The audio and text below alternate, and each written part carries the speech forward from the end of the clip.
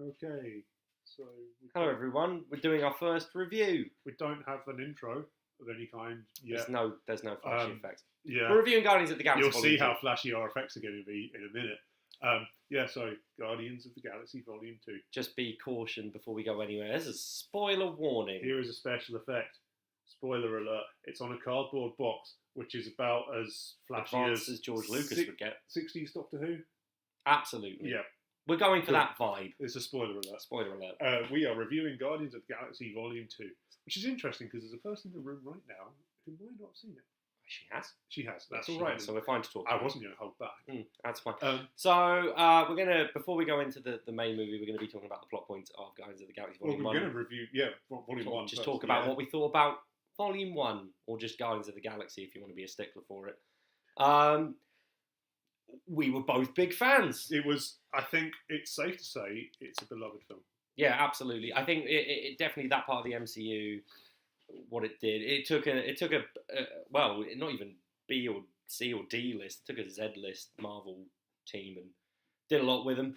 The fact that they're now huge pop culture icons is testament to how well the film did. The fact that the soundtrack shifts vinyl by the ton. Yeah, I think it brought vinyl back on its own as a type of Yeah, music. well, I mean, down here we have it. If I I'm can going to find find it. my one. Look at, we're sort of, I think we're going to become known for being amateurish. It's not Guardians of the Galaxy 2. I have this one. But, they got some half. Yeah, it's It doesn't really eclipse the first one. Yeah, so it's a great film. Yep, I absolutely. really like Guardians of the I was Galaxy. a big fan of James Gunn pre-Guardians. I thought Slither was great. His work in Troma was really good. This is me sort of exposing how much of a real hipster I am with movies, because I like James Gunn. I have seen Guardians. neither of those films, and I'm sure Josh will try and show me them at some point. Both are very good. Check them out if you haven't. Part one, I think both of us, I mean, there's not many that aren't big fans of it. No, Got a sequel. they're good films. Yeah, they're great films. So the second one, the plot. This is where the spoilers come in. Yeah, so be warned. But once again, without the terrible effect, there's spoilers happening. I've got the special effects. Just here. bring it back. It's a special effect. It's not. I managed. Do you think maybe because I wrote it the normal way round? I know it's sort of It's on the fine. screen that we're It's seeing fine. here. It's correct. It looks fine. If it's the wrong way round, then put a mirror up to your screen. Yeah. We're not gods. We don't know how to use blue screens. This is real. This is like, It's not. yeah. Touch it. It's Argos.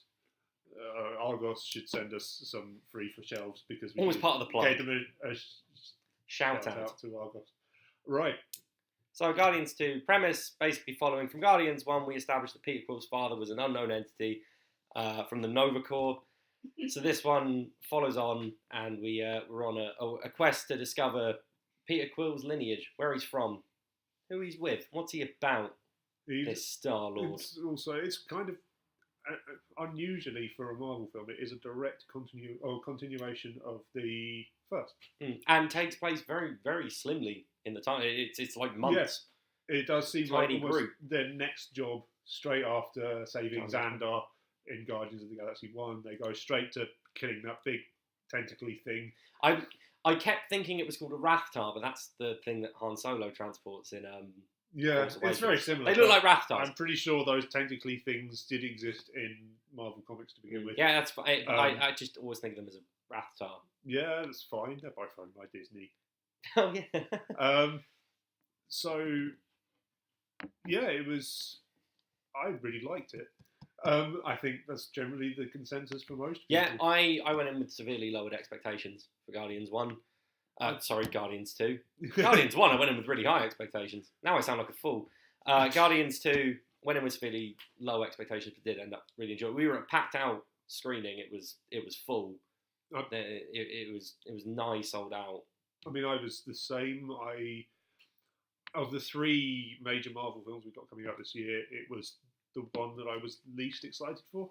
But then I was not particularly excited for Guardians 1. I don't know what it is about it, because I am a huge sort of space-based stuff, like sci-fi. Very much Marvel Cosmic. And neither of them I've been particularly excited for.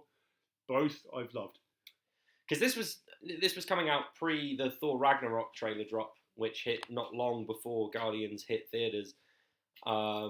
and we were both really trepidatious about Thor Ragnarok, despite a really good director. If you haven't seen What We Do in the Shadows by the same director, go and give it a watch, because it's better than Spinal Tap in terms of mockumentaries.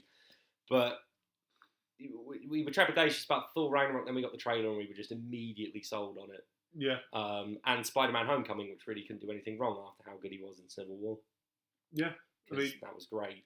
After last year's efforts by Marvel, I think we're getting to a point now where we can't really expect them to make a bad film. Yeah, well, I mean, it's been a long time. Iron Man 2 and Dark World are really the only blips on the MCU I'd really... Yeah. Doctor Strange was one we were both really excited for. We were both a bit ambivalent towards Age of Ultron, but on a recent rewatch... It's fine. It's alright. It's a solid 6 out of 10. Yeah. It's better than something DC have but anyway, put out. Should we go back to the actual subject of Guardians 2? Guardians of the Galaxy Volume 2. It's good fun. Yeah, absolutely. And I was really trepidatious, especially as Awesome... I'm going to bring on the soundtrack thing here. Awesome Mix Volume 1 was great. It was hit after hit after hit. We saw the soundtrack to Volume 2 and went, it's not really that good. And then listening to it, it's great. It's got some really good hits on it. Sweet and George Harrison. It's a really good soundtrack. The opening to that film might be one of my favourite things out of a Marvel film. It was hilarious. It's sort of the way it called back to the opening of the first film was great. Groot very much putting himself as a mascot in the best way, not in that kind of awful Minions way. Because the Minions are a pretty awful sidekick kind of flagship if you're going to run your studio on it. Like that sort of the annoying shouty thing, high pitched shouty thing that's in all the animes. Don't want any of that. But Groot did really rock it. That's going to get the controversial comments. I'm sorry about that, Josh. We can deal with the hate. Yeah. Big boys. It's deliberate. We're enticing hate. Big boys. Handle it. Yeah. The opening was great. The story I felt was a little flat. I'll agree on that one. I mean, it's more introspective than Guardians. Guardians 1 was out to be fun. It's the party movie.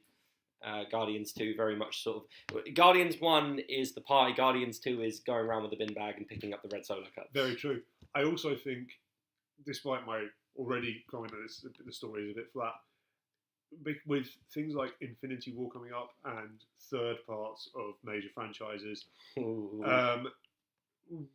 it's going to be one of the last chances Marvel have for a while to have a really introspective story that looks into how its characters work. Yeah, and Gunn definitely handled it. Not only did we get really nice character introspection from the main Guardians, but Yondu, who really walks away as MVP of this film in a lot of ways. Michael Rook has always been great. If you haven't seen Michael Rook and any stuff, check out Henry, Portrait of a Serial Killer, or even The Walking Dead, which he's one of the few highlights in, if you can get beyond season 2. Honestly, haven't seen Michael Rooker in anything other than the Guardians films. I'm such a Philistine. Philistine's probably the right word. No, it's rude. Is it rude?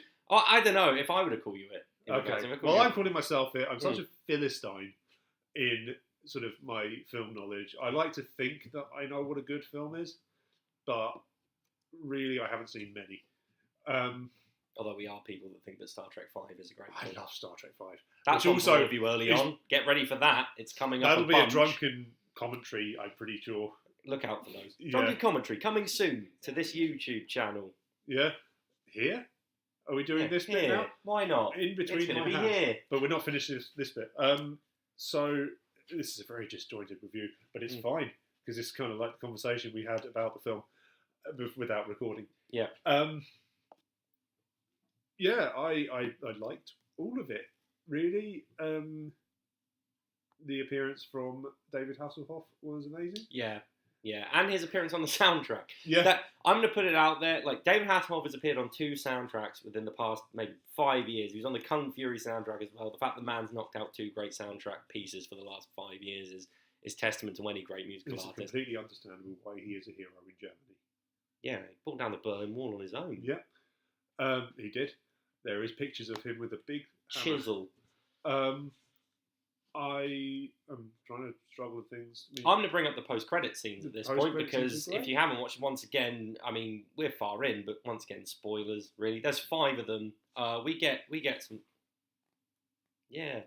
We get some setup, really, because we get an Adam Warlock nod, and the Sovereigns are really cool. Yeah. Elizabeth Debicki doesn't get enough great roles. She was really good in a Great Gatsby, the Baz Luhrmann film, but that's pretty much it for me. What I find quite interesting about Adam Warlock's being mentioned is that they've said he's definitely in Guardians 3, but they haven't necessarily said he's not in Infinity War or its sequel. And I think he's quite important as a character for that. I would say so. But yeah, the post-credit scenes were great. The fact that the Watchers were in it, not Uatu, but we got some confirmation. They're not allowed Uatu, are they? No, that's owned by Fox. But if you really want to see what Fox is doing, go and watch Fan Force. Are we supposed to be referencing people that have said these things? Why not? Somebody on the news has said that Fox don't own Uatu the Watchers. It's not coming from us. We just sort of know this. We just report what we find. If I find it, I might put it in the comments because put it in the description. I spent 3 years at university, and referencing is a thing that I'm not going to say I'm passionate about. I despise it, but it's important. But you've done it. Yeah, I understand why. I just hate it. Moving, I think if we're going to sort of move into an overall sum up for Guardians of the Galaxy Volume 2. I'm gonna give it a strong 8 out of 10. I think in terms of scoring, I think that it moved the pace well. Also, it's kind of a tag on, but Sylvester Stallone's role in it was really good. I want to see more of that. Also, the sort of nods to the original Guardians. I think maybe because the fact that it plays into that whole Dan Abnett run from 2008, it was all just really good and really fan servicey, kind of like Star Trek Beyond was to Enterprise. Just really fan servicey, and I dug that. So I'm going to give it a solid 8 out of 10. I think, personally, I would also give it 8 out of 10. I felt the story was a little flat and could have maybe had a little bit more pace for it. Other than that, it was a worthy expansion on the lore set up by the first film. I had a lot of fun. There are points when I was literally crying with laughter at some of the stuff that they were saying. Batista getting a special mention. Oh, Batista was great. Better than his WWE run, so that's saying something. Josh likes wrestling. There will be wrestling videos at some point, but I won't be involved. Michael Rooker was brilliant as Yondu.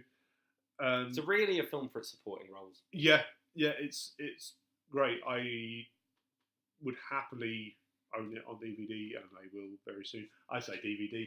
That's I've fancy Blu-ray. Blu-ray. I have to have it. Mine's going on Blu-ray 3D, of course, but that's fine. So yeah, I think consentively, Guardians of the Galaxy Volume 2 getting a strong 8 out of 10 from me, the both of us. Yeah. And in the future, our reviews will be a little bit more concise, a little less sporadic.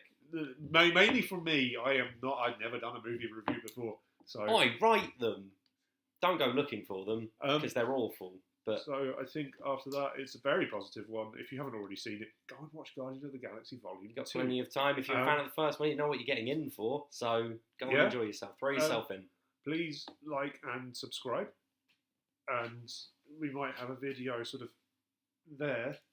There. Square. We haven't decided yet. If we work out how to do that bit. But it will probably be something like a playthrough of a game of Star Trek Attack Wing, because there's 3 videos we've made so far, and they're very disjointed. They don't relate to one another at all, except for the sort of the background and us two.